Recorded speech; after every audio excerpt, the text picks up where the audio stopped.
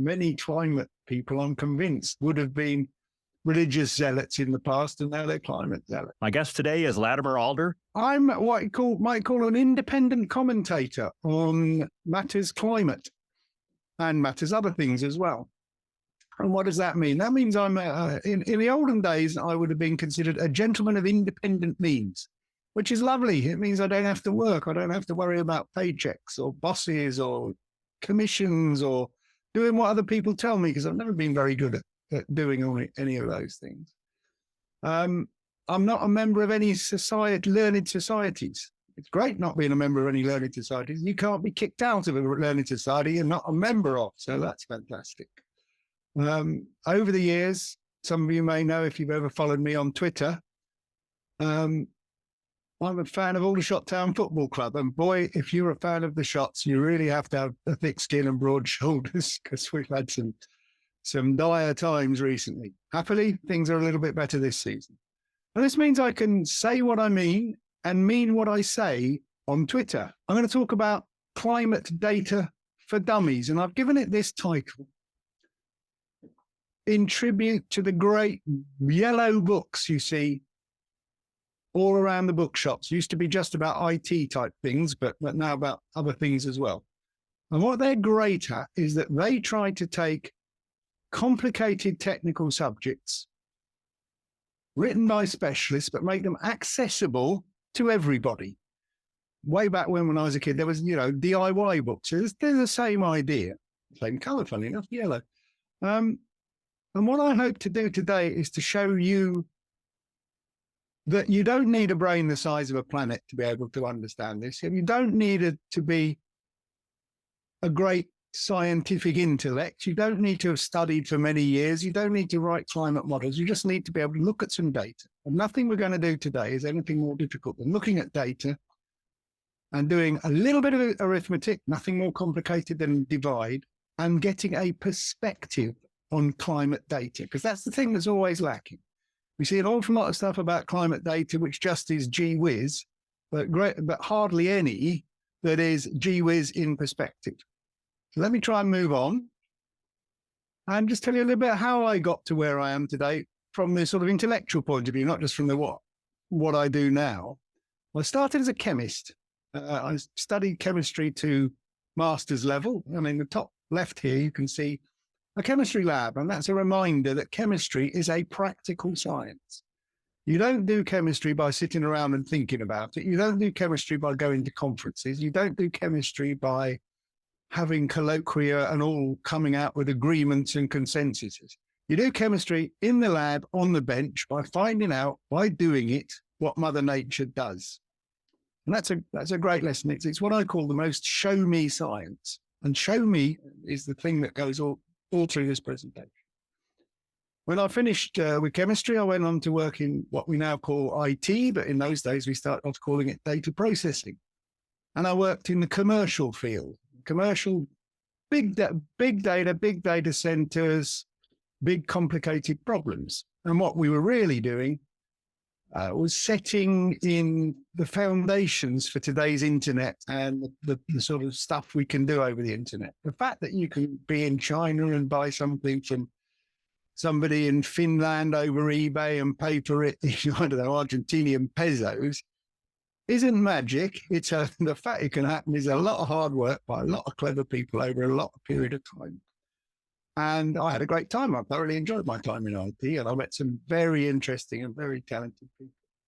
But again, the thing that matters there is that people don't pay you for systems that might work or they think might work, or possibly, well, you thought it might have been a good idea, but it didn't actually work, but it was very interesting to do so.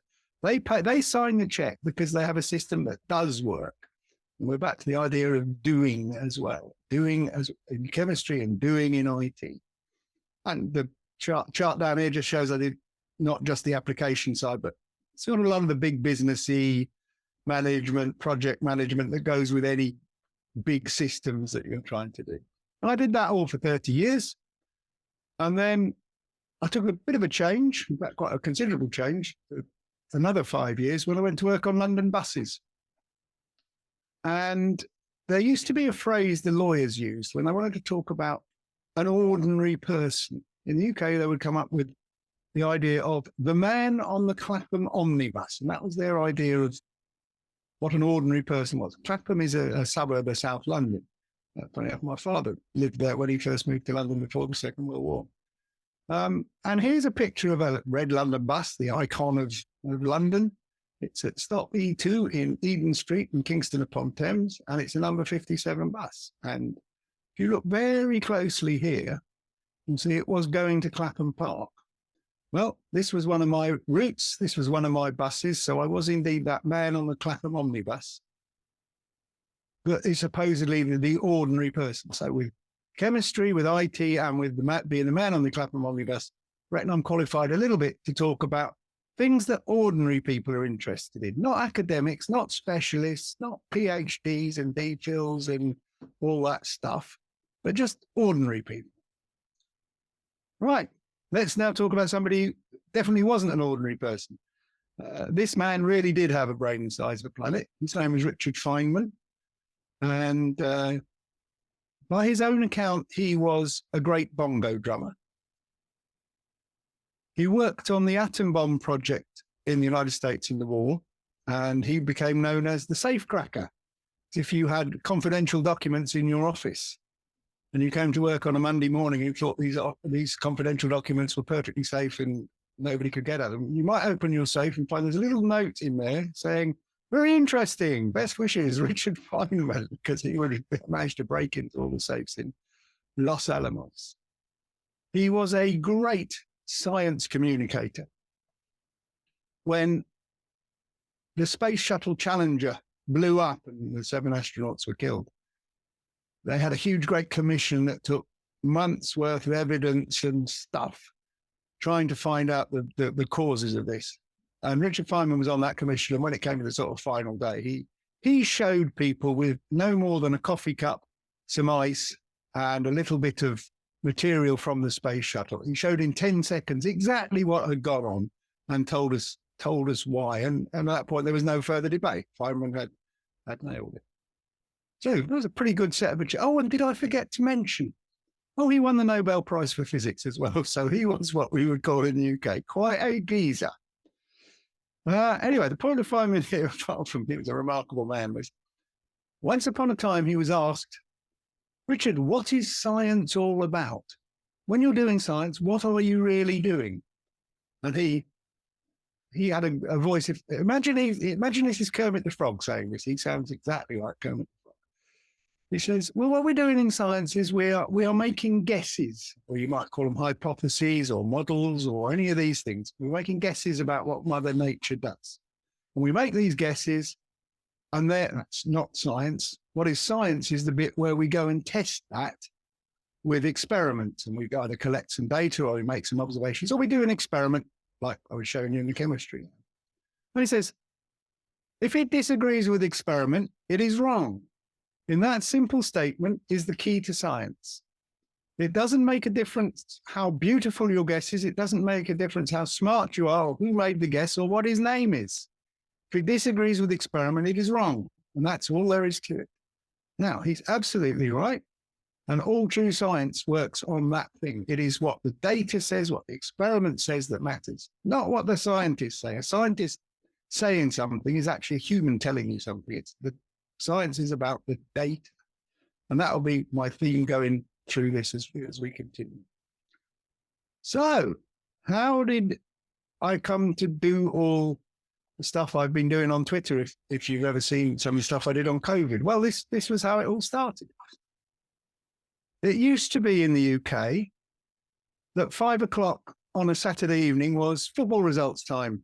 And we'd all dash away from the match. And I can remember looking through the TV shop window at 5 o'clock as we're going back to the station after the game to see what the football results were. And they'd all be put up on BBC and intoned by a man called James Alexander Gordon. Well, when COVID came to the UK, our then Prime Minister, this guy in the middle, Boris Johnson, who you may have heard of, kind of stole 5 o'clock and made it, during the week, he made 5 o'clock became, instead of football results, it was COVID results.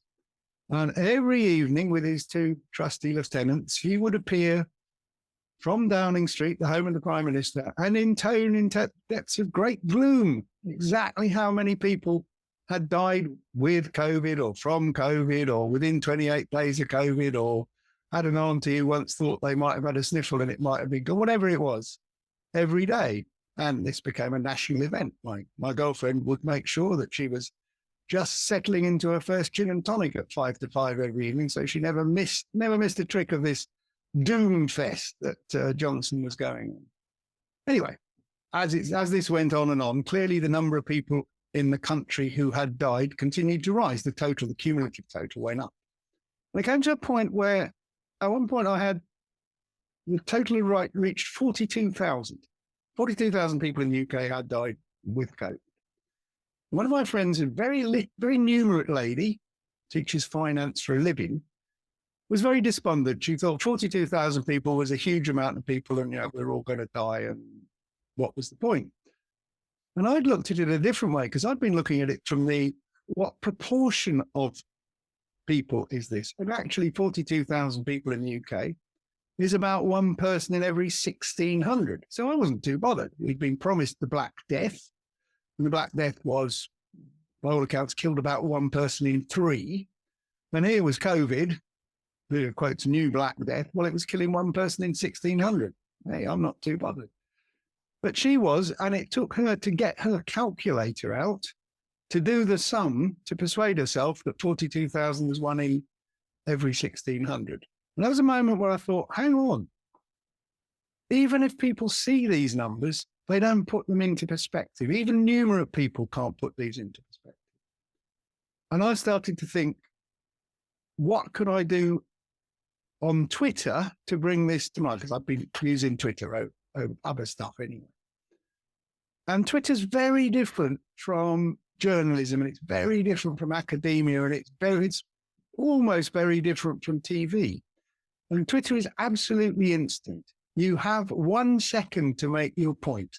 If you don't make your point in 1 second, people will move on to the next one. It's celebrity, MasterChef, or whatever it might, or politics, or whatever, or football, whatever. It doesn't matter. You have that 1 second to get it. And so it's got to be graphic. What I realized was it had to be graphical, because we are a visual species, and everybody can understand charts to an extent. Even if they can't read and write, they can probably understand a picture. And the conventional way of showing proportions graphically is to use a thing called a pie chart. Well, a pie chart wouldn't work, because pie charts don't work for anything less than about 1 part in 100. So eventually I came up with this idea. And this idea is the squares. And if you look at the squares, very simple, and it's very easy to understand. You got a big square here. And in this particular case, this is really the end of COVID chart. This is the end of, UK. If you ever want one chart, COVID in the UK over 3 years, this is it. Big green square around the outside represents the total number of people. So this is effectively the 68 million people in the UK. Little yellow square at the top left represents the total number of people who died in the period. So that's March to March, 3 years, up to March this year. Total number of people who died is the yellow square. And the red is the people who died of COVID or with COVID, or whichever definition you're going to use. And so you can see that overall, nearly everybody lived. 1 in 38, I think it is, died of something in that time, but only 1 in 325 died with COVID in 3 years. Wow, this is not kind of what we were led to believe when we're thinking about the Black Death that's going to kill 1 in 3. It's not even 100th of that. And you might look at that chart, and anybody can understand it. You might say, well, maybe this COVID stuff wasn't quite the big serious problem that everybody made out it was going to be. And even while it was going on was made out it was. Interesting. Now we get to something a little more climatey, and this is carbon dioxide. I was accosted at a party by an acolyte of Greta Thunberg. And this was a young girl, she was about 15, very Greta-like in many ways. And she heard that I was interested in climate things, and she came charging over to me And the burden of her song really was that carbon dioxide was already over half the atmosphere. She was going to either suffocate from carbon dioxide poisoning or die in a heat wave before she was 35.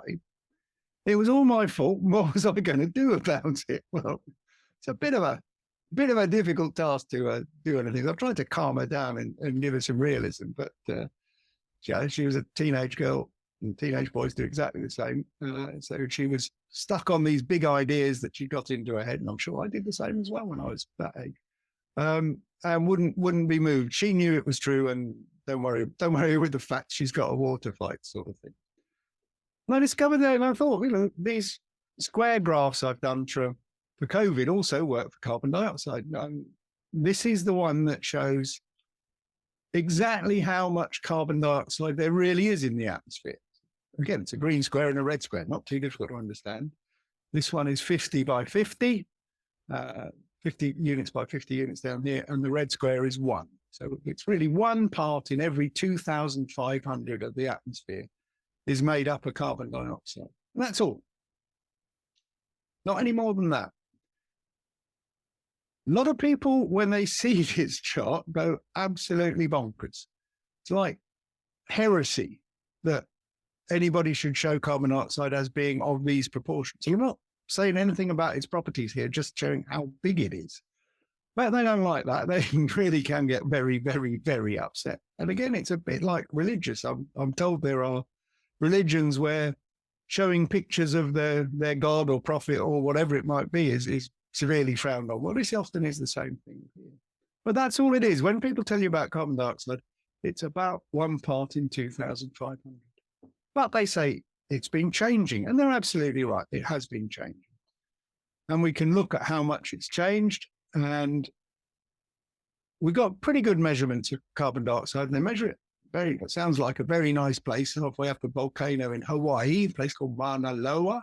And they've been measuring it pretty accurately for 60 years. And you can see that in the 60 years, it's gone up from 320 parts per million up to 420 parts per million. But remember these, when you see these numbers, sounds terrifying, 320 to 400. It's parts per million. Yeah. It's 1 part in 2,500 up here, and it was about 1 part in 3,300 down here. It's still not a dominant gas. It's a very, very small amount of gas involved. Let's move on to the next one. Let's look at temperature. This is the standard frighten the life out of you temperature chart that you'll see from almost any presentation about global warming. And I've chosen to use the data here from the Hadkrut 5 data set. There's about 4 worldwide data sets. And they all say, well, we can measure the change in the absolute temperature of the world pretty accurately. Whether that's true or not, I don't know. But let's assume for the moment they can. And these are the changes that they've seen. And it's a good graph because here's the thing. It goes straight up to the top right-hand corner, fills the graph. Oh my God, what's going to happen when it gets up here? And it's, like I say, it's the frighten you stupid graph that you see almost everywhere for anything. But let's look a little more closely. Down here, we see it's a thing called a temperature anomaly. And this is saying this is not a temperature. It's anomaly really means change. So this is the change in temperature that we've seen over these years, 1960 to 2020. And if you look at this, which we call the y-axis, the vertical axis, you can see that the actual amounts of temperature change here are very small. This is from here to here is 1 degree centigrade. Well, if you think about 1 degree centigrade, if I plug that into the central heating air conditioning in my house, well, do I notice it? Yes. Do I notice it if it does it in a couple of hours? Yeah, I might sort of think it's getting a bit warmer or a bit cooler. If the same change happened over 60 years, would I really notice it very much? I think the answer is probably not. And that's the size of global warming. When people say we're headed for boiling Earth or hothouse Earth or horrific 3 degrees or something, whatever the latest hype is, well, just think about it in terms of your personal air conditioning or central heating. It's not a very big number. So I took a little idea to myself, and take a few moments on this chart. The previous chart showed the change in temperature. Well, that's great. That's a bit like saying, how tall are you today? Well, I'm an inch taller than I was 10 years ago. Okay, that's fine, but it still doesn't answer the question, how tall are you? You actually need to know that, 10 years ago I was 5'9", therefore today I'm 5'10", or whatever it might be, metric. I don't care about the units, but it's just the ones I use. So I did a bit of research, and everybody seemed to be of the opinion that the absolute temperature was about 14 degrees centigrade. Fair enough. Not far off the average temperature in London, which is 11 degrees centigrade. So let's call that the base of our graph. And then rather than just saying, well, I'm just going to make my chart fill the data, because that will make a very narrow chart, I thought, what would be good numbers to put in at the top and bottom here? And I thought, well, what about temperatures that real people actually live in? And we can find that out quite easily. There's a wonderful data set on Wikipedia, and it's called Cities by Average Temperature. And you can look through this stuff, and it's got hundreds of different cities and the average temperature, which could be very interesting to look at how places compare. Anyway, the hottest city in the world, on average over a year, is Khartoum in Sudan, and its average temperature is 30 degrees. It's average. So you can imagine it gets pretty hot in summer. It probably don't get very cold in the winter. And the coldest place at -10 is Irkutsk in Siberia. You might guess it was going to be in Siberia. And that's a very long, very cold day. So even the average is -10 degrees. And you can see that the range of temperatures that humans actually live in today is 40 degrees, from -10 to +30. When you plot the whole thing, the change of 1 degree centigrade that we saw from all the big data sets here, you say, well, actually, this is not a big change. We know they can live anywhere between -10 and +30, and you could get on somebody could get on an airplane in Irkutsk and be within 36 hours in Khartoum and survive. They could survive a 40-degree temperature change in 36 hours.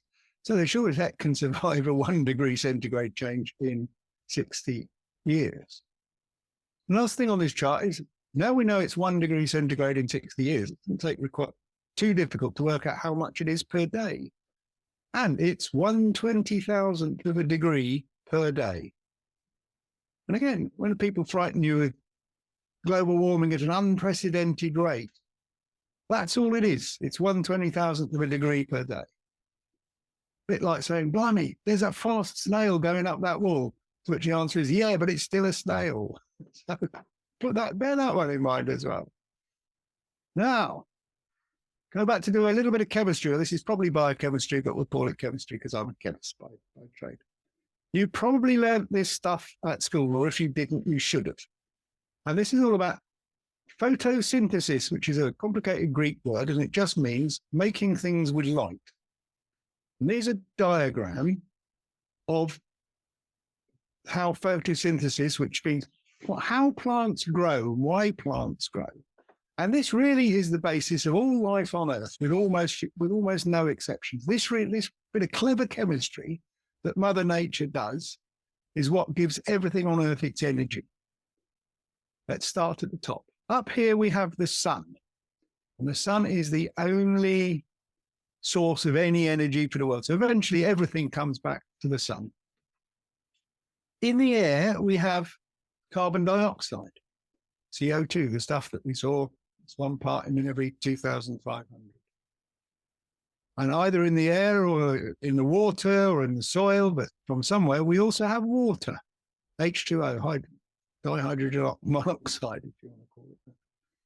And photosynthesis is a marvelous thing. It takes light and carbon dioxide and water, and it makes plants from it. You don't need to look at the detail of how it does it, but that's what happens.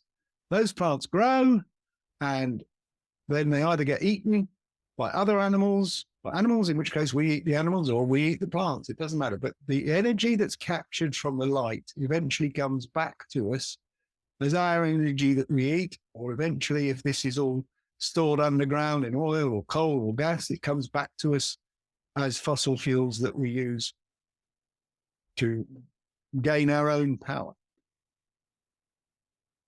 What we can sort of think about is, well, if we know we need all three of these things. If you try gardening in the dark, it doesn't work. If you try gardening without water, it doesn't work. If you try growing stuff without any carbon dioxide, that won't work either. But we might think if we increase the amount of carbon dioxide, do the plants grow better? And if you've been doing any gardening at all, you probably know that plants grow better in the summer than the winter. Part of that is because it's warmer. And if you were doing Richard Feynman's idea of saying, well, we'll make a guess about what we think Mother Nature does, and then we'll go and test it, we might guess that a warmer world from climate change and a warm world with more carbon dioxide, as we've seen before, we might guess that this ought to be a world with more plants. So now all we got to do is go and test this idea. And isn't it wonderful? Our friends at NASA have done this for us. What they do is they have a set of satellites rotating, photographing the globe all the time, round and round and round and round and round. They've been doing it for the best part of 40 years.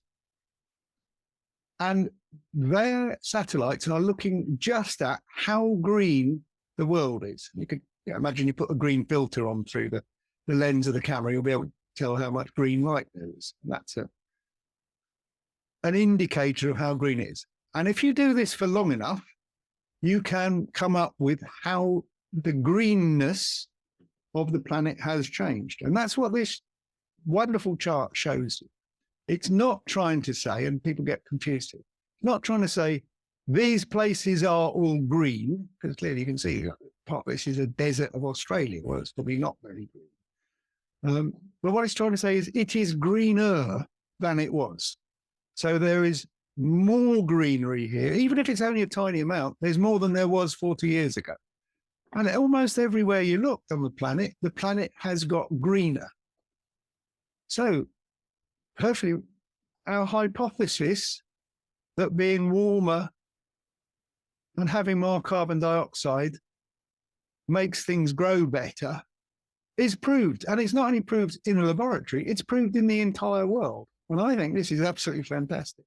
When people talk about climate change destroying stuff, they never really think about the fact that the whole world here has got greener, has got more plants. And we can look on a little bit further. Here's a bit of a complicated graph, but one thing I like about this whole idea is that the carbon dioxide and the warmth is available to everybody in the world immediately. It's not just for rich people in the United States or Europe. It's for poor people in Africa and Asia and so forth. Their plants grow better too, not just our plants. And we can see here that the United Nations have been keeping track of how well the stuff we eat grows, cereal yields and cereal productions. And there's a lot of reasons behind this. Climate change and carbon dioxide is only one part of it, probably only a relatively small part of it. But over the last 60 years, you can see that the cereal yield, that's how much food you get from an area of land, and the production is how much actual total food you get, have both gone up. They've gone up vastly in 60 years, up over 200% in production and trebled 200% in yield. And it's gone up faster than the number of people in the world. And that says we've all got more to eat. When I tell you we're all starving because of climate change, well, no, we're not. It's not actually the case. We've got more food per person to eat. And so, yeah, but food is badly distributed and so forth. Well, maybe you got a point, but here's another chart we can find. And this is kilocalorie. If you've ever been on a diet, you'll know everything there is to know about calories. Sorry, bathroom scales, I'll start tomorrow. And this shows that everybody thinks you need about 2,500 calories per day to survive and thrive as a human being. And this shows that in every continent, we're about there. Every continent, everybody now has enough food to survive. That's probably the first time in human history we've ever been able to say that. And that's a fantastic achievement. So when they tell you climate change is starving the world, well, it ain't. And these two charts actually prove it. So tell them that, they might be dreaming this stuff, but there is no data to prove it. Then say, but yeah, there was nearly a famine for 10,000 people in Madagascar. Well, maybe there was, but there's 8,000 million people in the world, and overall, we're all that much better off. What about dying from heat stroke? If you remember, my Greta Thunberg acolyte was convinced that she was going to die of heat stroke if she hadn't suffocated first. Well, it's not true either. If you go and look at what are the sources, the things that kill people with temperature, it isn't being too hot. It's being too cold. And these guys at Monash University did a huge study. They looked at 5 million deaths, I think it was. And they looked at, was it heat or cold that killed them? And it's by about overall, I think it's about 8-1. It's being too cold that kills people. But not only that, it's being too cold that kills people in every continent. You look at Africa, where you think, well, Africa's a hot place. Yeah, but it gets very cold at night. A lot of Africa is very high up, so there's thin air. It doesn't stay warm for long. In Asia, in Europe, in South America, in UK, in USA, in China, in India, Australia probably doesn't have many people dying at all, it seems. In all those places, it is being too cold that kills them. So when they say climate change is going to kill everybody by heat stroke, well, there's an awful lot of people it's going to save from dying of cold first before it gets up to too hot. So we need to bear that one in mind as well. What about life expectancy? We can look at life expectancy, and again, since the 1950s, life expectancy has gone up from about 47 to about 70. People are living longer lives during this period of climate change than shorter lives during the period of climate change. So if people tell you climate change is killing us all, well, it isn't. It ain't. It's made up. The data tells you it isn't. And it's not what, Greta Thunberg says it is. Well, in which case, Greta Thunberg is wrong, or the IPCC, the big international body, is wrong. The data is unequivalent. We are living longer. The next one they come up with is rising sea level. Well, rising sea level is fantastic. We're all supposed to be dying of drowning of rising sea level. And our friends in NASA. Sorry, let me go back just one moment. To measure real sea level is hard. And the reason it's very hard to do so is it's like trying to find somewhere stable to stand to measure what the sea is doing. And land is not a stable thing. It's going up and down all the time. So it's difficult to find a reference point that doesn't move. In England, London, in Britain, for example, the southeast corner of the country is going down, and the northwest corner of the country up in Scotland is going up, and that's what isostatic rebound. So if you stand in London and try to measure, is the sea going up and down, you're always confused by the fact, well, the land is going down itself, and you'll do that wherever you are in the world. So NASA came up with a great idea that said, well, actually, if we were tried to measure it from a satellite, we know very precisely where a satellite is. We can come up with measurements, decent measurements of the sea level. And they tried to do that by radar. So you can think of it as a very sophisticated GPS system. And over the years, they've been doing it for 25 years now. And that you can see they've measured sea level, and they know roughly how fast it rises. And it's about 3.4 millimeters a year. Two parts to that, one of which is, like most things, when you heat up the seawater, it expands a tiny little bit. And the second part is, as you probably heard, well, if you've got ice on land and it melts, eventually all that water ends up in the sea and the sea level rises. Yeah, so it does. No, one other thing though, If it's ice on the sea, so it's floating ice, it makes no difference. Floating ice melting makes no difference at all to sea level. So I can never quite understand why people get so excited about Arctic ice. Nasty, cold, barren stuff where nothing lives. Get rid of it. So anyway, so what does 3.4 millimeters a year work out as? Well, actually, in real money, that's a foot a century, 1 foot. And in case you've forgotten what 1 foot is, it's this thing. I took this in my garden. Here's a foot rule, 30 centimeters, and here's a course of 3.5 ordinary British house bricks. And that's all it is. And when you look at it, that is the rate at which we're supposed to be being terrified of sea level.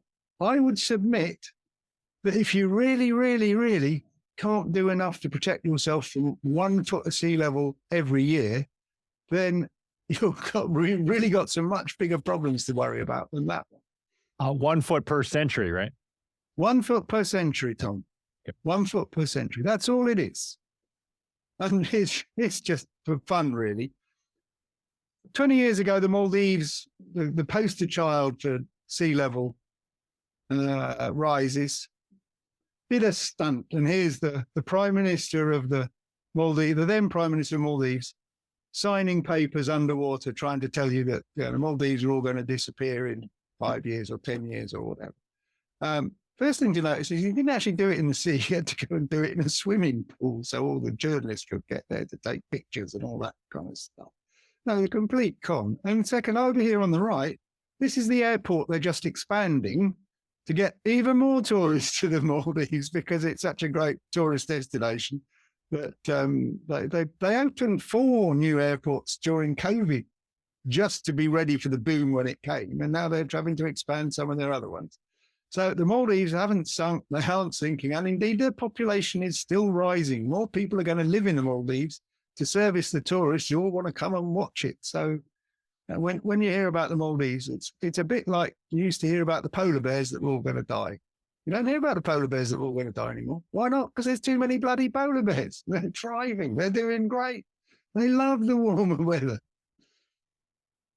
Right, a bit more serious point here, because when we read about all the climate disasters, we see some numbers, and we've already seen from my friend who didn't understand 42,000 and one in 16. We need to understand just what the real numbers are for people who die anyway. Now, it's great to think, it's terrible to think 100 people died. Yeah, but in global terms, is that a big number or a little number? So let's just try and get some numbers in your head. These are the ones I want you to take away. First question. There are 8,000 million people in the world. That's 8 billion people. So I'm using the British billion, 1,000 million. 8,000 million, 8 billion people in the world.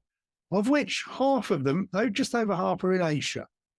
Kind of forget that. We're very Western oriented, and we think, well, there's 300 million people in the United States and 500 million people in Europe, therefore. Well, no, we're not even a quarter of the size of the people in Asia. Of those 8,000 million people, 60 million die every year from any cause. You might say, well, that's the population is overall young, and that's why it's not more. You might expect it to be more than that, but it's 60 million people per year. If you do the arithmetic, that's 165,000 people a day die. You do it per hour, it's 7,000 an hour. And if you do it a minute, it's about 115 people a minute. Or if you want to think of it, it's 2 people every second die somewhere in the world. So if you keep those in mind when you look at deaths from terrible causes, you'll get that sense of perspective. So let's look. And there's a great database of people who are kept in one of the universities in Belgium. I think it's the University of Leuven, Liège. And this is climate disasters. And they've been keeping that records going on for 100 years about how many people die of what you might call a climate disaster. And they specify here floods, drought, storms, wildfire, and extreme temperatures. So that's Not just he died because he was warm, but, real heat waves and stuff like that.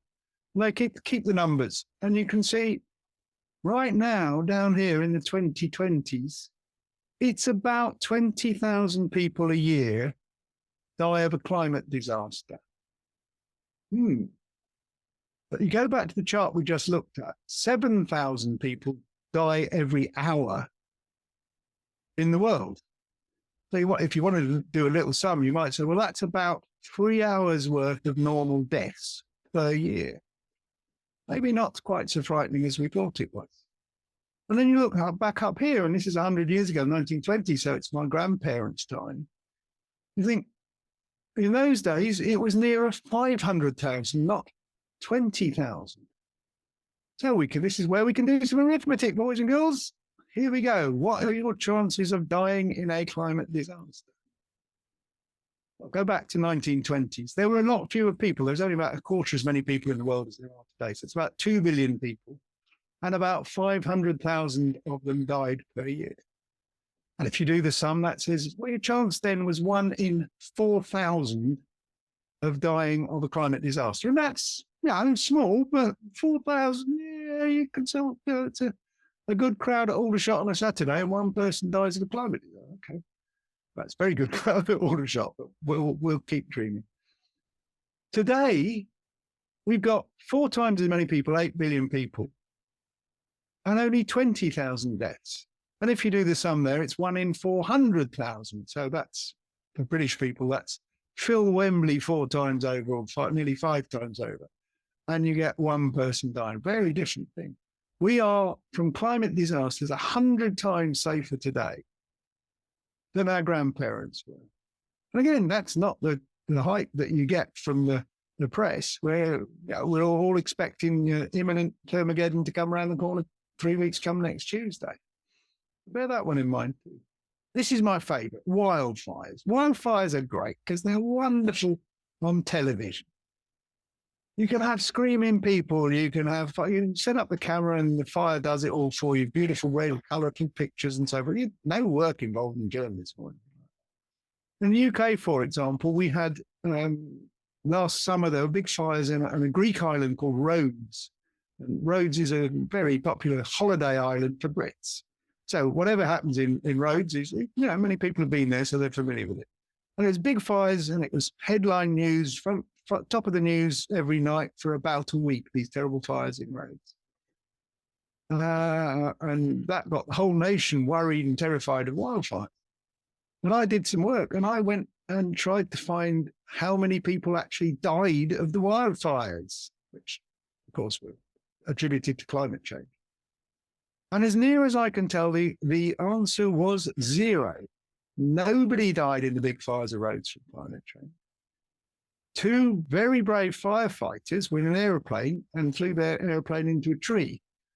But that was the cause of their death, sadly. I'll pay tribute to them. The cause of their death was flying their aeroplane into a tree. It was not the wildfires. And when you look at it around the world, the sort of numbers of people who die of wildfires is about less than 200 every year. And if we go back to less than 200 every year, back to the chart, the yellow chart we looked at beforehand, that's about a minute's worth of people, maybe 2 minutes worth of people dying in a year. Now, I would suggest that if it's that much, 2 minutes worth out of a year, we really have got our priorities totally wrong if we're going to try and do big global things to save 2 minutes worth of people. Put this in perspective. This one says it's 140. And I think 10,000 times more people die on the roads every year. That's about 1.4 million people die on the roads every year. Let's look at floods. Now, floods do kill people. People drown and so forth and so on. But still, the number is in the thousands. And it's about 6,000 every year for the last 20 or 30 years. It's no more than that. And 6,000 is about an hour's worth of people dying from our yellow chart beforehand. So yes, floods are a problem, but they're not an existential threat to humanity. People do not die in big numbers of floods. One of the reasons is that for all these things, while the disasters are fewer and the fires are fewer, is we use technology. We've adapted to any changes. And technology allows people to have a lot greater time of warning and better facilities to get out of places that are at risk. You might actually say, well, many of the things that help there are actually driven by fossil fuels, which are the things that people don't like so much. But that's probably a debate for another day. Let's look at storms. Oh, big excitement. They're great too. Hurricanes are fantastic. They make terrific television. You just set up your camera, wait for the waves to come over, and you can have people, fleeing Florida in endless lines of limousines or whatever it might be. Great stuff. But again, when you look at the actual number, it's down in the thousands, small number of thousands of people who die per year, which is again not the height that we're being told. Extreme weather, really, what they're really saying there is more hurricanes. And a hurricane's going to come and get you. If you're my age or 20 years younger in the UK, you might remember we had a hurricane one day. It was one hurricane in my lifetime. And it wasn't really a hurricane. It was a very strong wind. And there's lots of good jokes about the weather forecasters' incompetence in not noticing a hurricane's coming. But when you look at, are there actually any more hurricanes? Hurricanes are big. It's difficult to me, even if my friend Michael Fish in the UK Met Office missed one. Overall, it's very difficult for people to miss a bloody hurricane. So you can count them. You don't need sophisticated equipment. They're coming, you got 10 a year or 8 a year or 6 a year. You can't have 6.5 hurricanes or 14.73. You either have a hurricane or you don't. And you can count them. And this is the count for the last 40 years. And you can see that even if everybody's telling you there are more hurricanes, actually there aren't. But one point to note here, and this is nothing personal, Tom, but it's in a very American-centric idea. The people who count hurricanes in the North Atlantic coast of the United States, and they say that's hurricanes. Well, actually, worldwide, they have hurricanes, and they call them cyclones, in the Pacific as well, which the American guys never seem to notice. And it seems to be true that if the number of hurricanes in the Atlantic are going up, the number of hurricanes in the Pacific is going down. And that's why this says global hurricane frequency. It doesn't say North Atlantic hurricane frequency. So don't be fooled by looking at it just through that Americanocentric lens. Right, this is really my last formal chart. So we've looked over the last 45 minutes at some real data about climate and climate stuff. And this is what it tells us. First of all, we saw, as we might expect from basic chemistry, the world with more carbon dioxide and warmer is warmer, and it makes it greener. We've seen that helps to, it's by no means the only cause, but it helps to mean that people are living longer, have more food than ever before. We're in a position of better fed humanity than probably we've ever known. And the climate risks, which are the stick that everybody beats us up with every day, and you'll start to see even more of it. There's a climate conference starting in a week or so in Dubai, and already the hype is on. When you look at the risks, they've been vastly exaggerated. These are not big risks taking away billions of people. They're small risks taking away tens of thousands at most. And nearly everywhere, whatever they are, the risks are falling. They're not going up, they're going down. So that's kind of the end of my formal presentation. I'll give you some homework. No good lecture is complete without some homework. And here's something to think about for the climate conference coming up. This is the idea of climate conferences is to get people to cut their emissions. The idea is if you cut your emissions of carbon, for whatever reason, this is good. And so you are a virtuous country if you cut your emissions of carbon.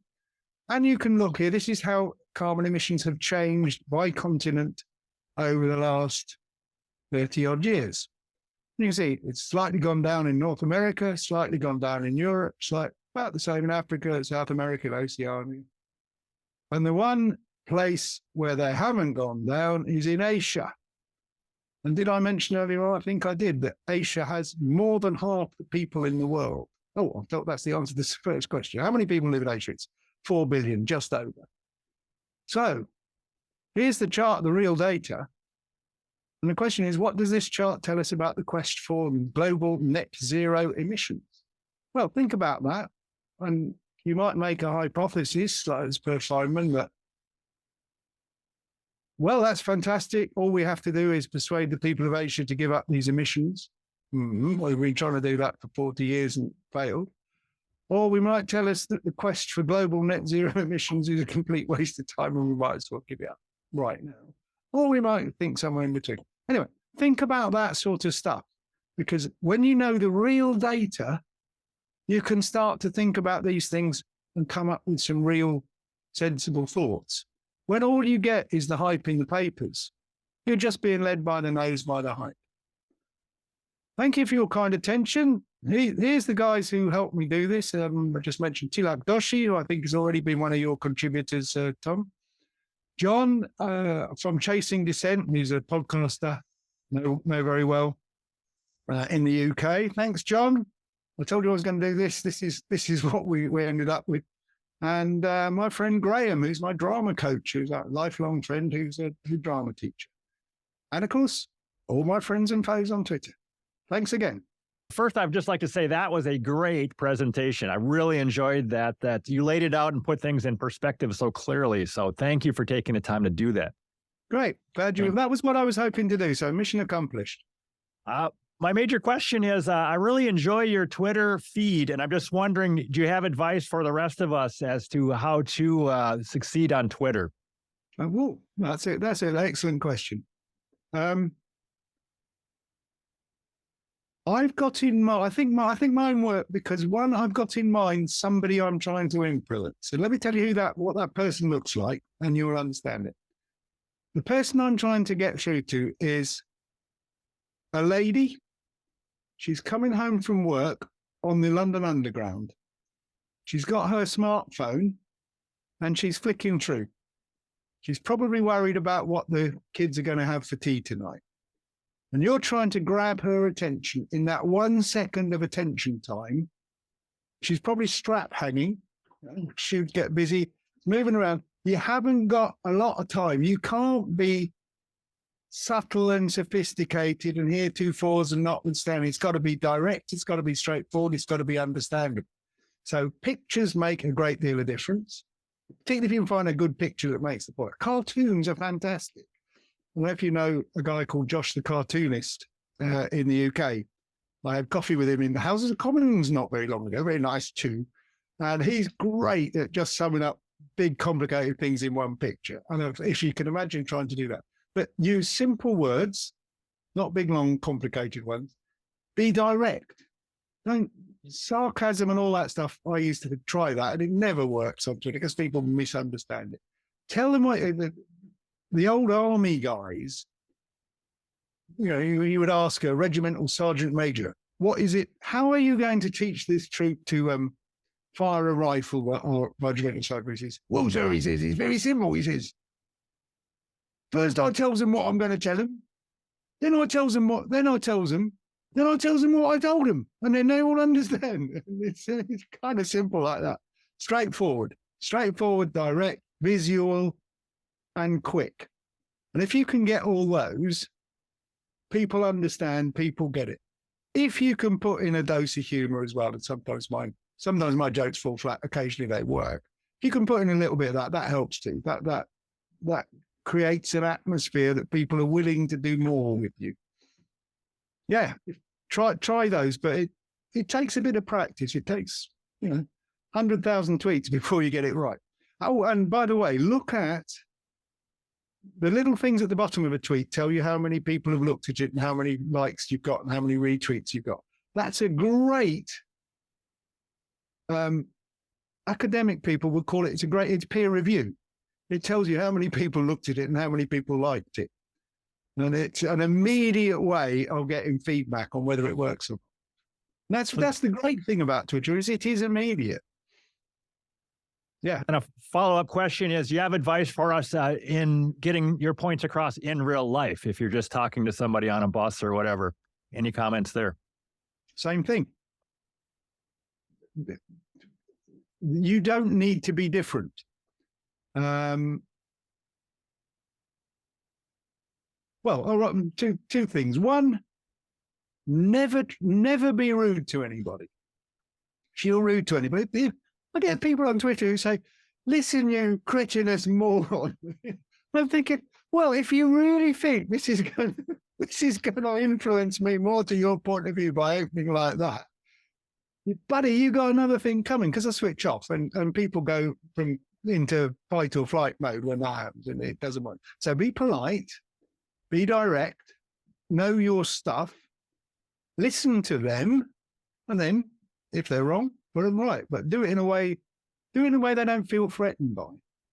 Now that is hard when you come to the religious aspect of it, because a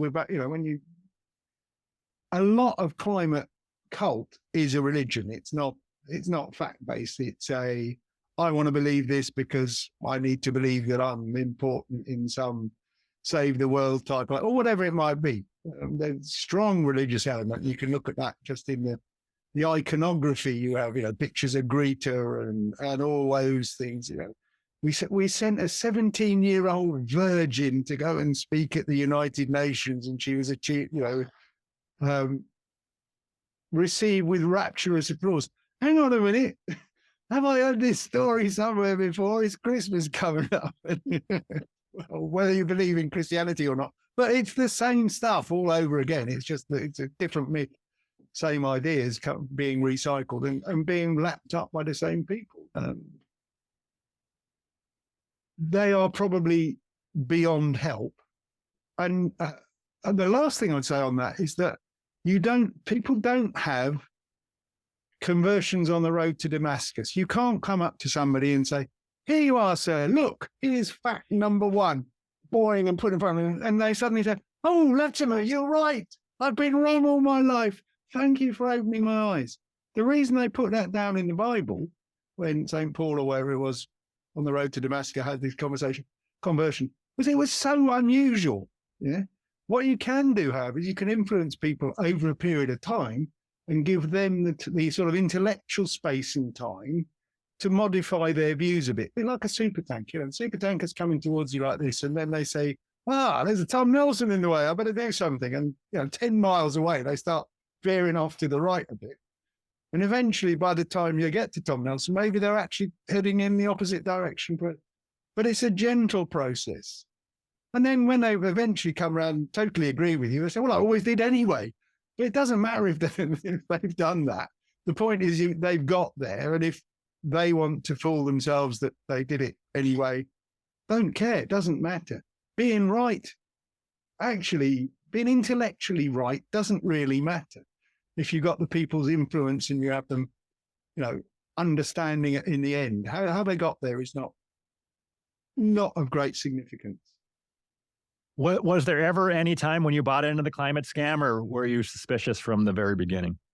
Well, the reason I got into it was when I left big computing, and before I started on the buses, I had half a day to spare. And I'd not looked at climate for years, but my master's stuff had been a lot of atmospheric type chemistry. We were doing the opposite of photosynthesis. Photosynthesis is making things we like. We were destroying things we like. We were bashing light through stuff, making it fall apart and seeing what happened after that and how it came back together again.